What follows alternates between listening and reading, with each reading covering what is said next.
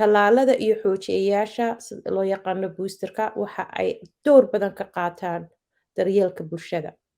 Gobolka Minnesota ku dhowaad 4 milyan oo qof ayaa qaatay tallaalkan COVID-19.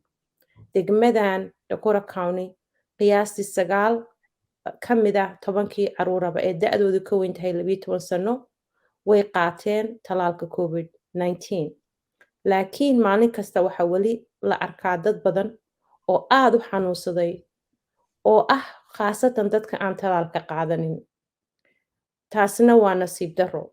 COVID-19 weli waxa uu sabab u yahay in ay dad badan u dhintaan, waana xanuunka saddexaad ee ugu badan ay u dhintaan dadka Mareykanka.